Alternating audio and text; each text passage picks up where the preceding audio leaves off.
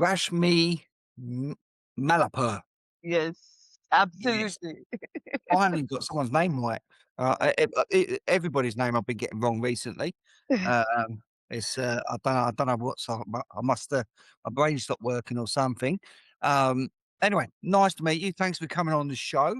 Um, as is quite often, I don't know you at all. So I don't know what to expect, but what I do know is we're going to hear a bit about your story and how it can help other people, really. So, yeah, looking forward to hearing all about you. Hi, Tom. Hi, viewers. How have you been? It's lovely to see all of you, and it's lovely to have to be here on the show. About myself, I'm Rashmi Malapur. I'm a writer, essentially a writer. I won't call myself as a content writer because I've been doing various forms of writing, right from simple blogs, articles, website content to even screenplay writing of movies. I've been doing poems. Essentially, I began writing poems because I had mental health issues, and it became a part of my healing mechanism. And that's how I started writing. I started writing very young. I was in school and I had this massive crush on Boris Becker, the German Wimbledon player, and I wrote my first poem for him. And There we are.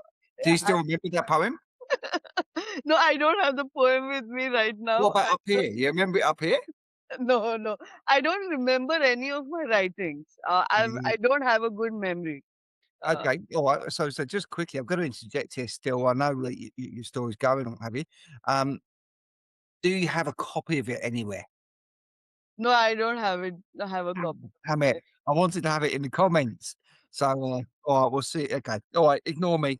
Ignore me. Okay, not an issue, not an issue. So that's how I essentially started writing poems, and poems became a healing mechanism with me. Whenever I had this emotional high, I could not cope with things, I started writing. And the process essentially was I used to scribble, scribble, scribble, scribble, and I used to stop and something used to emerge and that was very lyrical, that was very rhythmical, and that became a poem for me.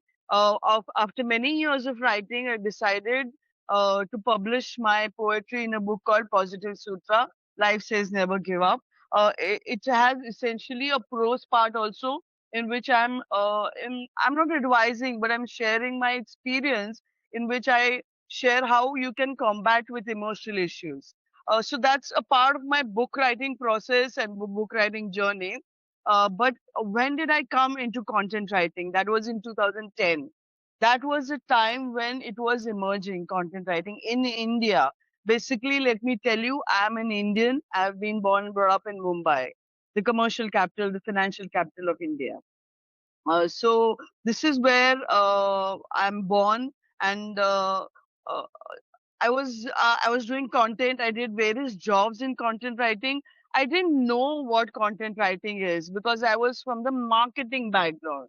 Mhm. Uh, my my I've done my graduation from Sophia College, which is in Bombay, and it has been a majors in economics. After which I've done an MBA in marketing. So that's where I come from. I have a total marketing and a commerce background. But I had this. I used to read voraciously, and I had started writing. So I had this strong inclination that I could write, and I just took the plunge. I said, no, I got to write. And content writing came my way. Initially, I worked in a college in a research department in which we used to research about marketing and branding. And I wrote case studies, book reviews, research papers. From there, I went on to do content and many years of content after 7 to 8 years of content writing. Then I did freelance and then I started my own company, which is known as Research Eye. So now I have a company called Research Eye, which essentially deals with various types of content. And the premise of the company is the founding uh, thought behind the company is a research part is very important than actually writing down. Unless and until you read, you research, you understand the topic, you understand your audience, you'll never be able to write good content. So that's my journey of writing. Fair play. Okay. And you said it's more therapeutical for yourself. It's something that's is there that got you through a difficult time. And then you realised that you had a skill. I've got a friend who worked for Saatchi as a copywriter, Saatchi. I was speaking to him today, ironically enough. And he's all marketing as well. He says it aligns perfectly because you need to understand your audience to get your copy to communicate with them. So it's very closely aligned to marketing for him anyway. But what's your thoughts on that? Yes, copywriting is slightly different from content writing. Copywriting is mostly done for audience. It is short form. Content writing is a long form, like we have used blogs. A blog is typically 800 to 1000 words. An article also is 1000 and above words. Case studies also 500 and above words. But copywriting is very distinct. It is just bang on to the audience, and it's right in the face, and it is very catchy, and it's just few words. So yes, that's challenging. But yes, for people who do copywriting, content writing is challenging. To write words and words and a whole page of what you think is still very challenging. But I always say that, a free flow of writing is important. Once you sit down, you read huge content, you research, you understand the topic, you understand the audience, and then you keep on writing. Shut out everything. Nowadays, nobody writes on paper and pen, but that's a very good idea. You block all your digital medium and you sit and write whatever you feel, whatever you thought, whatever you grasped till now. And it's a free flow lighting. And once the free flow lighting comes, after that, you organize your thoughts, you organize the points. That is where how I write content. Not a lot of people write content like that, but free flow writing is the way to go. Surely FIFA writing should be the way to go anyway, because as with any vocation, a flow state means you're in your sweet spot. It means you're doing what you love. Time passes very quickly. You don't think anything of it, and it's almost effortless. Yes, yes. It's almost effortless for people who love to tell a story. What is a blog? What is an article? What is content? Content has two things. Content has connect and content has a context. You connect with the audience and there should be a content, connect with the audience and there should be a context. Y- Uh, there is a situation in which the reader is reading. Why does a reader read a blog? Because they have a problem, they are facing a challenge, and they feel you can provide a solution to it. That is the context. What is the challenge that the customer is facing? You understand that, and that has the context. And then you immediately connect with the audience with their language, with their lingo, with their style of speaking, with their mind, understand what they're looking out for, and then you start writing. That is what all content is about. It's not rocket science. It's it's simple understanding of the audience, and to have the passion to connect with the audience. I'm using the word passion here because it's absolutely important. A lot of people write very plain content, but when does the passion and the emotion helps you connect with the audience. Yeah, but it's interesting. The context we talk about is quite straightforward, but it's something that people get wrong more often than not. And what made me think of that is when people go for job interviews. We advise people with career coaching and that quite often. And one of the biggest things that people go to make the mistakes of in a job interview when they turn up is they make it all about themselves, which is not what it's about. Actually, there'll be ample time to talk about themselves and answer questions and what have you. But if you think about me, and this is what I want, it's very off-putting for a potential hiring manager. Whereas if you put yourself in their shoes, it's about them and how they communicate and what it is they're after. If it's a middle manager, for example, they want to basically take a low risk and make sure that they look good with this hire because it's on them. Okay. So if you're making your demands and you're being entitled and you haven't talking to them in their mindset, then you're not going to progress. Okay. It's as simple as that. And the same thing goes with the owners of the business, essentially. They're being risk adverse. So what you should be doing is communicating on how you can make them look good, how, and literally not just, I'm going to be fantastic, but this is how I'm going to excel your business. I'm going to be an overachiever by doing X, Y, Z, and talking to those points. And then obviously everything shifts in the world of work, for example. But it's really important that we understand the other side of the fence before we start communicating. I've had it. I've done thousands of interviews, and I've had people literally in an interview saying like, what is it you're after?" And they say, "I want a job." It's like the automatic. No, you might as well end it there. It's like, we all do. We all need to pay bills. We all need to feed ourselves and our families. We all get all that, yeah. But if we're talking that simple and that bluntly and what have you, it shows no sophistication of value. Okay, and just in that one sentence with a one syllable, we've just proved that we're not able to think of what we're actually trying, the service we're going to deliver. You know. Yes, so true. I mean, yes, there's so many. I mean, I have done that too. I have done that too. I've been for an interview and I've spoken about myself. But come to think about this interview, what what were your what were you were expecting something, or your team was expecting something, and that was storytelling, plain storytelling. You want me to share my journey, you want me to be as open as I am, and this would benefit the audience. Always being transparent helps, and Yeah, being transparent with your audiences, with your employees, with your team, always helps, because that shows that you're not hiding, and then it becomes easy for the other person to trust you. yeah, exactly. Yeah, and you're quite right with that. Transparency, it does have its limitations. Obviously, there's some things that some people don't need to be troubled with, but if you've got nothing to hide, though, you go forward with integrity, then that's a good thing. But storytelling is the trick to sandwich a message.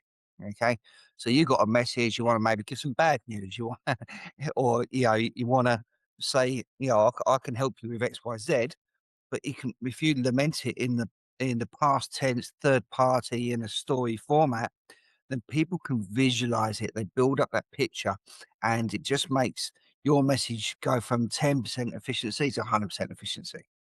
Very true. I always tell my clients, go for case study. Do write case studies on your website. What does the case study tell you? Case study tells you in three parts how we can help you. How we can help you with the challenge that you're facing. The case study has three parts. One is the problem that which you're facing, which the client who has come to us is facing. We provided a solution and how it impacted the financial and the qualitative and the quantitative advantage that the client has had after applying the solution that we suggested. So this becomes very clear. It becomes very convincing for the clients who are visiting your website. So may it be a doctor, yes, a doctor has a case study. May it be anybody. May it be even a movie storytelling. May it be even screenplay writer, that itself can be a case study in itself. So I always tell my audience a case study is a great way to communicate with the audiences that this is what we can do for you. The audience is interested what I can do for you. Yeah, yeah, and that's just it. Okay, all right. So you're in literacy sense. This is what you like, with pen to paper or typing away on your laptop or whatever the case may be. Um, what's your thoughts on video storytelling and things like we're doing now? Because we're this is different. It's a different form of communication. We can tell the same story, and we will get a transcript from it. Okay. Yeah, But how do you feel about this sort of progression on what you do?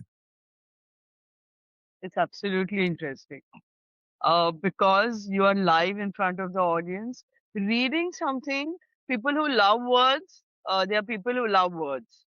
So for them, reading uh, is is very comfortable. But slowly and gradually, we are moving from words to pictures. to videos.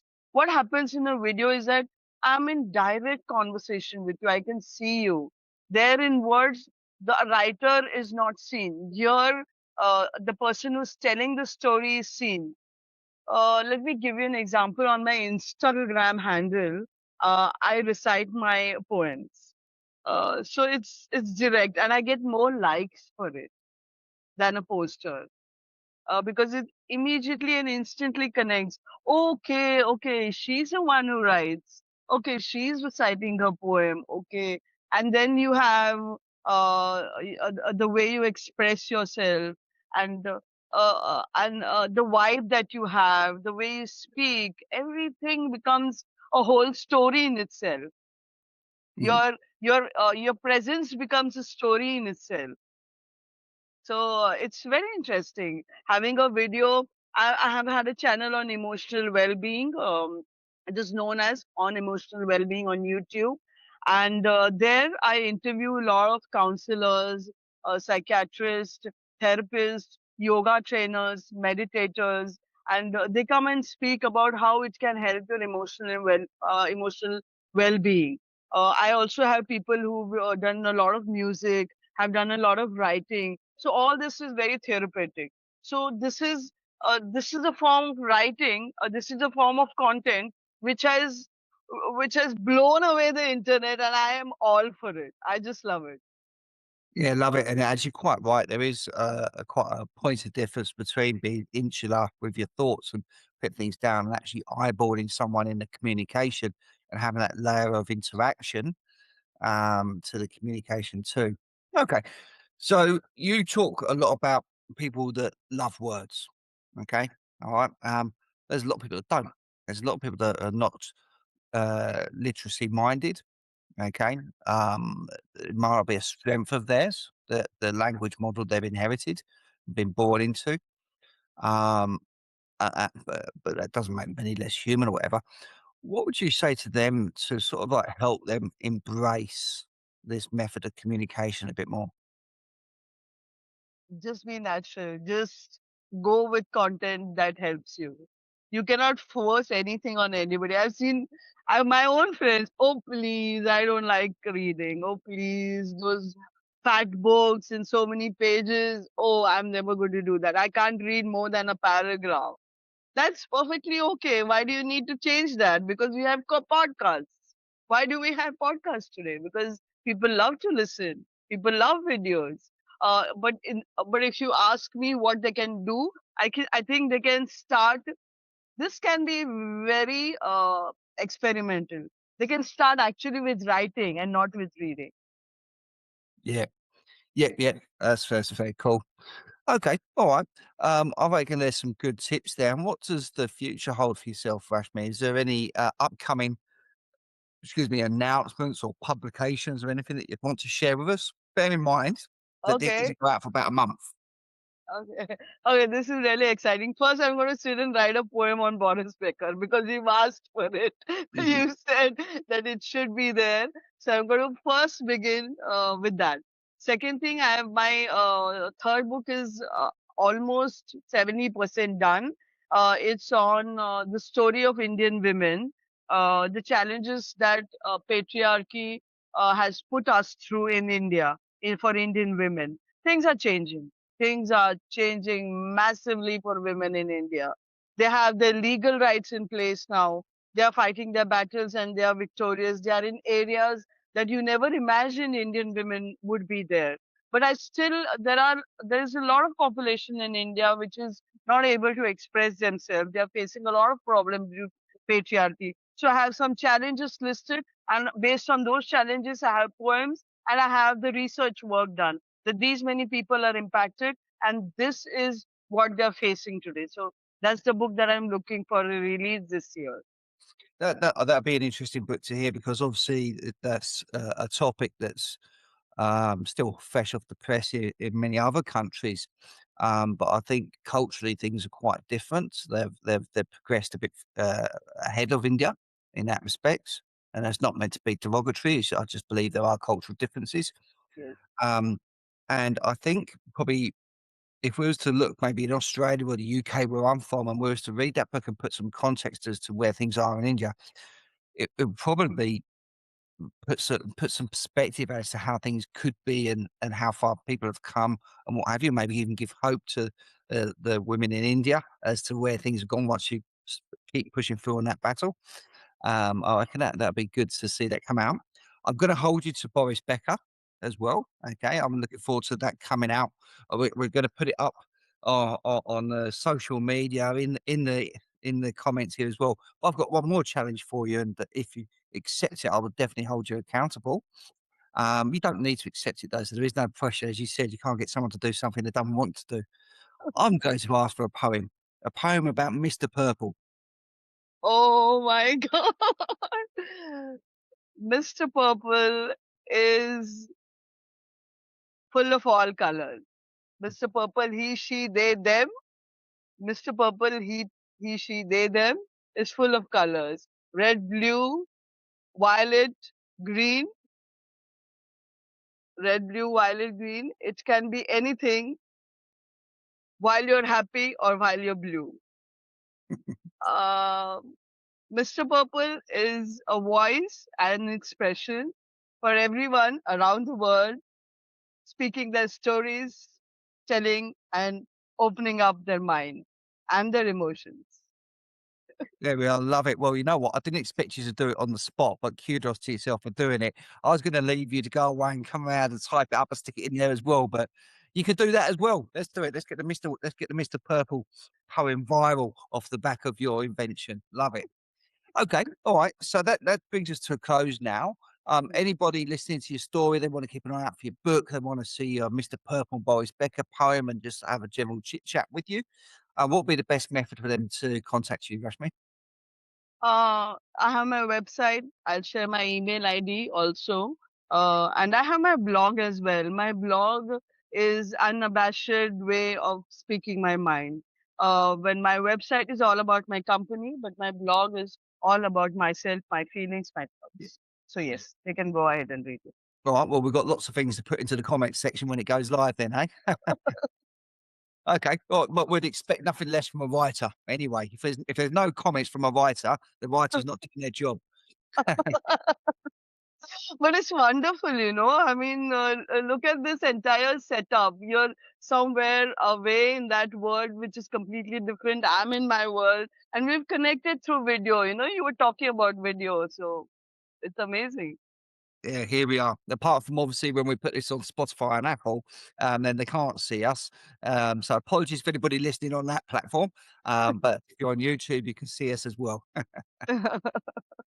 Oh, listen, thanks for Okay. your time. I did enjoy that. Thank you, Rashmi. Thank you so much. Bye bye. Hello again, it is I am Mr. Purple. Thanks again for watching this video. If you like my videos, if you like what we try to do here, please subscribe if you haven't done it already. The other thing that's very popular right now is the t-shirts, the Mr. Purple t-shirts. There's lots of people wearing these at the moment. You can grab yours on our website, copying this link below. So once again, thanks for listening. We love your feedback. Engage with us and speak soon.